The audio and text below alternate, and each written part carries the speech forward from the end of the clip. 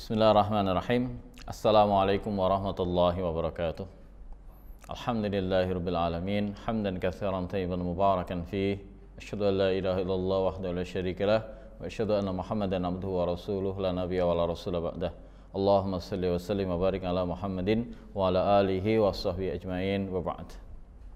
Para pendengar sekalian rahimani wa rahimakumullah, puji syukur kita haturkan kehadiran Allah atas limpahan kenikmatannya kepada kita sekalian, baik itu nikmat iman, Islam, kesehatan, dan lain sebagainya, yang dengan itu semua kemudian pagi hari ini, siang hari ini kita bisa melanjutkan aktivitas kita, menunaikan ibadah kita kepada Allah Subhanahu wa taala. Semoga apa yang kita tunaikan, kita lakukan mendapat ridha Allah Subhanahu wa taala. Kemudian salawat serta salam semoga tetap tercurah kepada junjungan kita Nabi Muhammad sallallahu alaihi wasallam, begitu juga kepada keluarganya, sahabatnya, dan para pengikutnya yang setia hingga akhir zaman nanti, termasuk kita yang mendengarkan ceramah ini insyaallah. Para pendengar sekalian rahimani wa rahimakumullah, ngaji kita, tema kita pada kesempatan kali ini yaitu Al-Quran Al-Karim surah yang ke-40 ayat 60. Surah ke-40 ayat yang ke-60. Surah ke-40 ini ada kalanya di sebagian mushaf diberi nama surah Ghafir, sebagian yang lain diberi nama surah Mu'min. Jadi ada dua namanya, Mu'min atau Ghafir. Allah Subhanahu wa taala berfirman, A'udzubillahi minasyaitonirrajim, wa qala rabbukum ud'uni astajib lakum. Innal ladzina yastakbiruna an ibadati sayadkhuluna jahannama dakhirin. Berfirman Allah SWT mengumumkan, wa qala rabbukum, Tuhan kalian telah mengumumkan, ud'uni astajib lakum, mintalah kalian kepadaku, kata Allah, berdoalah kalian kepadaku, pasti aku jawab doa kalian.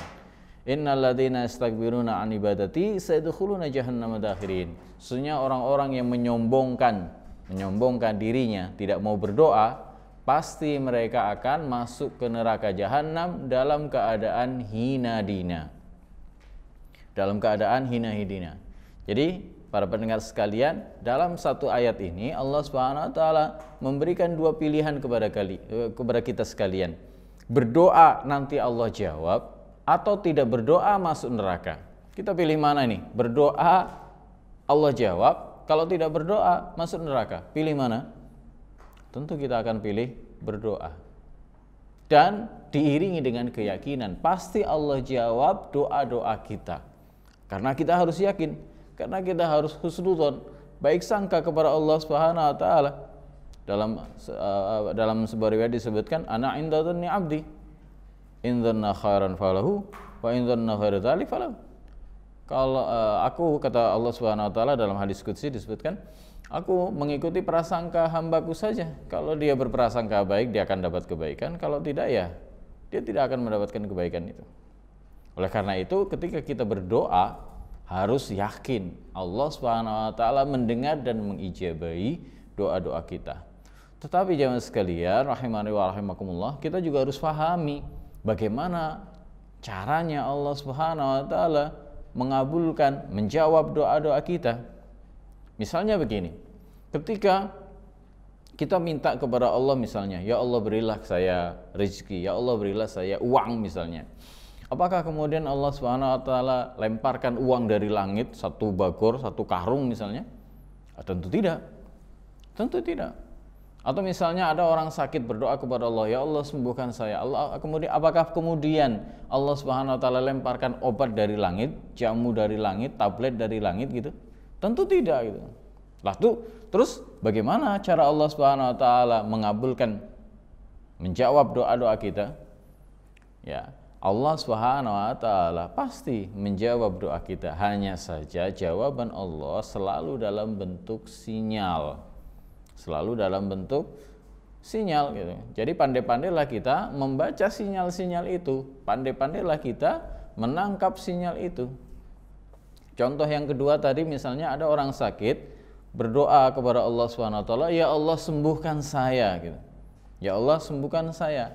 Bisa jadi kemudian karena doa itu Allah gerakkan orang yang pernah sakit yang sama datang besuk dia, kemudian tanya, apa sakitmu gitu. Kemudian diceritakan sakit saya ini, maka kemudian orang itu bercerita, saya dulu pernah sakit seperti ini, kemudian saya berobat ke sana sembuh gitu.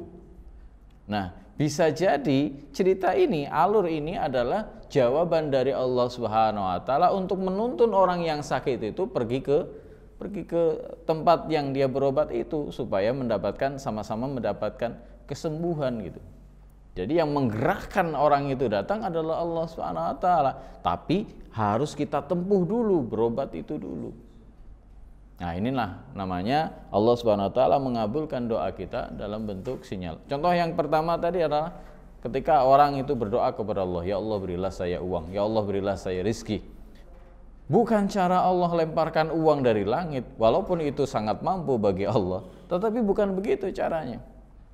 Dalam bentuk sinyal lagi, datanglah orang, misalnya datang nawarkan mobil, saya mau jual mobil nih, saya juga nggak punya uang untuk beli mobil ya.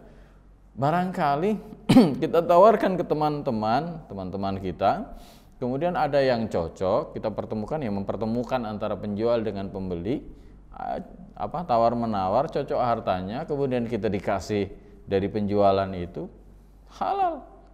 Nah, jadi harus kita pandai menangkap sinyal itu, kemudian kita meraih itu, mewujudkan itu, bukan kemudian diam saja di rumah, tidak gitu. Meskipun itu Allah Subhanahu wa taala sangat mampu untuk memberikan apapun kepada hambanya tanpa gerakan hamba.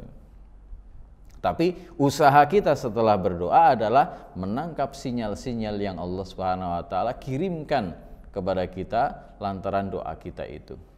Baik, kemudian para pendengar sekalian, kita juga harus memahami bagaimana cara Allah Subhanahu wa taala menjawab doa-doa kita. Ada kalanya Allah Subhanahu wa taala menjawab doa kita itu dengan langsung ya. Dengan langsung. Artinya begitu minta langsung dikasih. Itu bukan mustahil bagi Allah Subhanahu wa taala. Misalnya dalam kisahnya Nabi Ibrahim alaihissalam. Nabi Ibrahim itu ketika sudah dipasang di manjanik, di ketapel raksasa, mau dilemparkan ke apinya Raja Namrus, datanglah malaikat yang mengatur angin, malaikat yang menjaga angin. Datang kepada Nabi Ibrahim, wahai Ibrahim, kalau kamu mau, saya bisa terbangkan api itu dengan angin yang Allah kuasakan kepadaku, atau aku terbangkan kamu dengan angin itu sehingga kau akan selamat. Kata Nabi Ibrahim, kalau kamu saya nggak butuh. Kalau ke malaikat kamu saya nggak butuh itu. Saya hanya butuh kepada Allah Subhanahu wa taala. Kemudian juga datang malaikat yang dikuasakan oleh Allah untuk mengatur hujan gitu. Kata malaikat itu, wahai Ibrahim, kalau kamu mau saya bisa turunkan hujan, api itu padam seketika dan kau akan selamat. Kata Nabi Ibrahim, kalau kepadamu saya tidak butuh. Saya hanya butuh kepada Allah Subhanahu wa taala. Maka ketika Nabi Ibrahim sudah hampir dilemparkan ke api itu, Nabi Ibrahim berdoa kepada Allah, ya Allah, aku tahu api ini engkau ciptakan fitrahnya panas. Tapi aku tahu ya Allah bahwa api ini adalah makhlukmu yang pasti tunduk kepada perintahmu. Maka aku minta kepadamu ya Allah, jadikanlah api ini dingin untukku. Jadikanlah api ini dingin untukku. Maka seketika itu jemaah sekalian, turunlah perintah dari langit kepada api itu. Kulna ya naru kuni bardan wassalamun ala Ibrahim. Wahai api, menjadi dinginlah dan menjadi keselamatanlah bagi Ibrahim. Ayat ini ada dalam akhir surah Al-Anbiya, dan konon ayat ini ada di semua kitab-kitab samawi, Zabur, Taurat, Injil, itu semua kisah ini direkam oleh kitab-kitab itu. Tapi yang ingin kita sampaikan di sini bagaimana Allah Subhanahu wa taala mengabulkan doa hambanya Nabi Ibrahim alaihissalam seketika gitu. Enggak nunggu lama, enggak nunggu besok. Begitu minta langsung dikasih. Begitu juga doa Rasulullah Muhammad sallallahu alaihi wasallam saat ketika sedang khutbah Jumat ya di mimbar gitu. Kemudian datang orang Badui teriak-teriak, "Ya Rasulullah, halakatil amwal," wahai Rasul gitu. Wahai Rasul, kalau bahasa kita, wahai Rasul, ini sawah ladang rusak, tumbuh-tumbuhan kering, binatang kehausan. Maksudnya mumpung Anda lagi di atas mimbar ya Rasulullah, mintalah kepada Allah agar segera turun hujan. Mintalah kepada Allah agar segera turun hujan. Kemudian Rasulullah Muhammad SAW mengangkat tangannya dan berdoa, Allahumma aghithna, ya Allah turunkanlah hujan gitu. Maka ya, yang perawi atau cerita yang menceritakan hadis ini mendongakkan pandangannya ke atas, melihat ke atas. Pada saat itu langit kayak kaca gitu. Artinya panas sekali, tidak ada tanda-tanda mau hujan. Kemudian Rasulullah Muhammad SAW melanjutkan khutbahnya, kemudian sholat Jumat. Pas lagi sholat Jumat itu tiba-tiba hujan datang deras gitu, membasahi seluruh kota Madinah. Nggak nanggung-nanggung, hujannya 1 minggu. Nah, besok Jumat berikutnya datang lagi Badui itu, yuk Rasulullah hujan terus, hentikan hujan. Maka kemudian Rasulullah Muhammad SAW juga berdoa, ya Allah hujankanlah juga sekitar kami, tidak hanya ke kami saja. Maka hujan itu pun berhenti dari kota Madinah. Yang ingin kita sampaikan di sini ya sekalian, bagaimana Allah SWT sangat mampu mengabulkan doa hambanya seketika itu juga.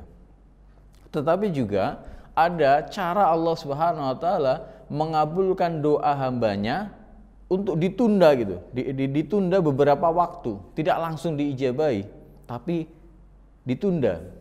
Ada hikmahnya gitu. Apa hikmahnya? Allah SWT akan memberikan bonus gitu. Seperti doanya Nabi Zakaria alaihissalatu wassalam itu berdoa kepada Allah. Jadi beliau itu menikah di usia 30 tahun, dapat gadis 10 tahun lebih muda. 10 tahun lebih muda, berapa usianya? 20 tahun ya. Nah, 20 tahun. Baik, setelah menikah baru dia tahu kalau istrinya mandul. Istrinya mandul. Apa doa Nabi Zakaria? Ya Allah, berilah saya keturunan dari istri saya yang mandul ini. Bukan mustahil bagimu ya Allah, tidak ada sesuatu yang mustahil bagimu ya Allah, berilah saya keturunan dari istri saya yang mandul ini. Berdoa Nabi Zakaria sepanjang hidupnya. 1 tahun, 2 tahun belum ada tanda-tanda, 10 tahun, 20 tahun belum ada tanda-tanda. Kapan tanda-tanda itu muncul? Doanya Nabi Zakaria akan dikabulkan setelah berdoa selama 70 tahun jemaah sekalian. 70 tahun. Jadi berapa usianya sekarang? 100 tahun. Istrinya 90 tahun. Itu baru ada tanda-tanda mau hamil gitu. Baik. Jadi kenapa mesti ditunda selama 70 tahun itu? Allah Subhanahu wa taala mau memberikan bonus ternyata. Tadi mintanya apa? Mintanya cuma, ya Allah berilah saya anak dari istri saya yang mandul ini. Jawaban dari Allah SWT, iya, kamu punya anak. Ini baru jawaban. Kemudian apa? Dikasih bonus. Anakmu nanti laki-laki. Terus namanya Yahya gitu. Dikasih bonus. Jadi enggak usah repot-repot USG gitu ya. Enggak usah repot-repot cari nama. Langsung Allah kasih namanya Yahya. Sayyidan, jadi tokoh masyarakat, hasuran, terjaga dari dosa besar, nabiyan, jadi nabi, minas solihin, golongannya orang-orang soleh. Minta 1 dikasih 7, bonus. Jadi ya mas sekalian, ketika kita minta kepada Allah Subhanahu wa taala, kok belum muncul ada tanda-tanda mau dikabulkan, jangan khawatir, jangan pesimis. Bisa jadi ini adalah maunya Allah untuk memberikan kita bonus lebih banyak daripada yang kita minta. Dan harus kita yakini ya mas sekalian bahwa doa itu adalah ibadah. Dikabulkan atau tidak dikabulkan, ini pahala, ladang pahala. Misalnya ada orang flu gitu, sakit gitu. Kemudian habis sholat zuhur berdoa kepada Allah, ya Allah sembuhkan saya. Allah kabulkan langsung sembuh. Berapa pahalanya? Cuma 1 kali doa. Tapi kalau misalnya dia berdoa habis zuhur, berdoa ya Allah sembuhkan saya, belum Allah kasih sembuh. Kemudian asar, maghrib, isya, subuh berdoa lagi, belum Allah kabulkan gitu.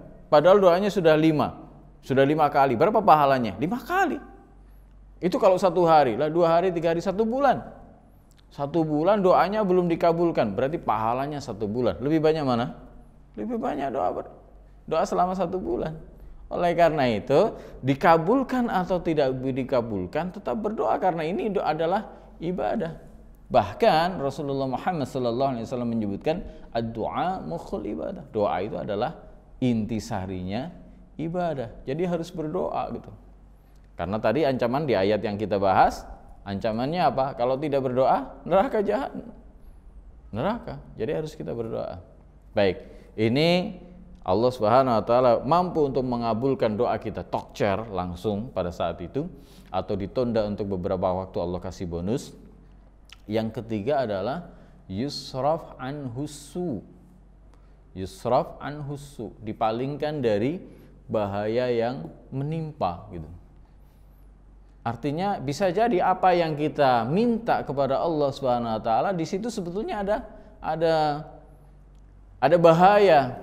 Makanya kemudian Allah palingkan yang kita minta itu dan Allah tidak berikan kita apa yang kita minta itu. Saya sangat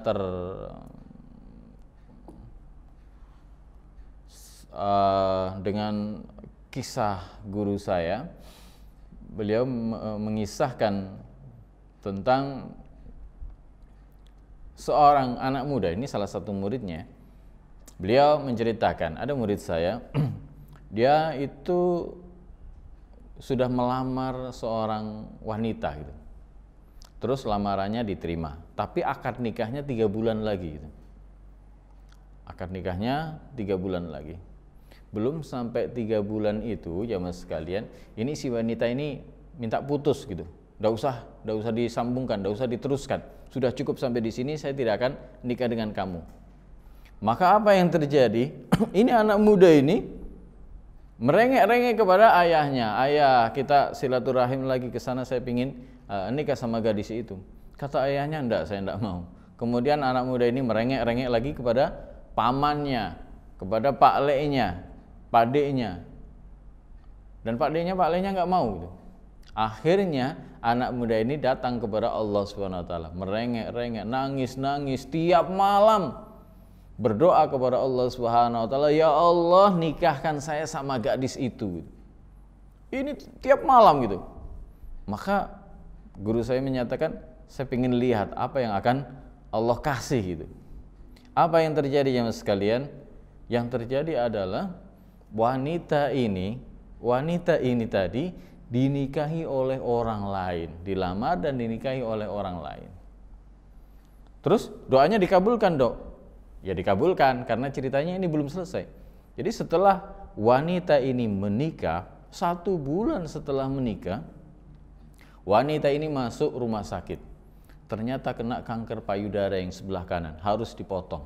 Operasi, dipotong, habis yang kanan. 1 bulan kemudian lagi masuk rumah sakit lagi, gantian yang kiri dipotong, habis sudah.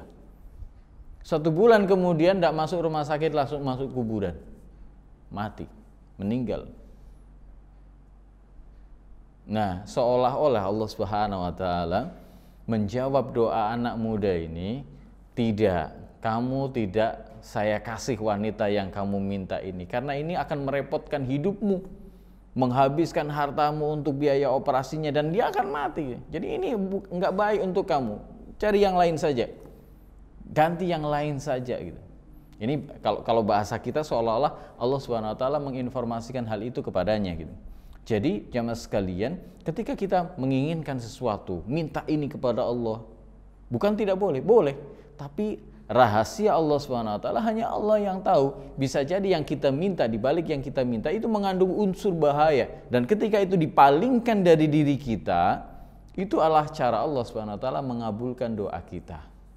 Yusraf an husu. Yang terakhir jemaah sekalian, Allah Subhanahu wa taala mengabulkan doa kita adalah dengan yudahiru lahul jannah, disimpan untuk nanti di surga, disimpan untuk nanti di surga. Jadi ada kisah riwayat menyebutkan bahwa nanti penduduk surga ketika masuk surga itu terheran-heran, terbingung-bingung. Ini apa ya? Kok saya dapat bonus seperti ini? ini apa ya, ibadah ya saya yang mana kok dapat fasilitas seperti ini. Maka kemudian pelayannya yang ngasih tahu, ini Anda dapat bonus seperti ini, dapat fasilitas seperti ini adalah karena doa-doa yang Anda panjatkan ketika di dunia dulu belum sempat Allah jawab. Allah simpan untuk dikasih bonus sekarang. Jadi doa-doanya yang ketika waktu di dunia panjang gitu, banyak dia panjatkan, Allah tidak jawab ketika di dunia, Allah simpan untuk Allah tunaikan ketika di surga, dapatlah dia bonus-bonus ya, fasilitas-fasilitas mewah di surga. Maka seketika itu jamaah sekalian, orang ini menyesal. Menyesal bukan karena sudah berdoa, menyesal karena kurang banyak doanya. Dia mengatakan, aduhai sekiranya dulu ketika di dunia saya perbanyak lagi doa kepada Allah SWT dan tidak usah dikabulkan. Allah kabulkan sekarang ketika sudah di surga, itu jauh lebih baik gitu. Jadi orang ini sudah masuk surga menyesal, bukan karena masuk surganya, tapi karena pengen untuk beramal, berdoa lebih banyak lagi. Inilah cara Allah SWT menjawab doa-doa kita. Ada kalanya dikabulkan langsung seketika itu, ada kalanya ditunda untuk beberapa waktu, ada kalanya kita dipalingkan dari apa yang kita minta karena di situ ada bahaya untuk diri kita, dan ada kalanya Allah simpan untuk nanti ditunaikan ketika sudah sampai di surga. Pertanyaannya jamaah sekalian, adakah doa kita yang sia-sia? Adakah doa kita yang sia-sia? Tidak ada. Tidak ada doa kita yang sia-sia. Pasti Allah jawab. Ingat, yakin bahwa Allah mendengar dan menjawab doa kita. Bagaimana cara Allah menjawab doa kita? Sesuai dengan yang Allah mau, bukan semau kita. Semoga Allah SWT mudahkan urusan kita, mudah di dalam kita memperbanyak doa-doa kita, sehingga kemudian Allah berikan kebaikan yang banyak untuk kita. Billahi taufiq wal hidayah, wal afu minkum wastabiqul khairat. Wassalamualaikum warahmatullahi wabarakatuh.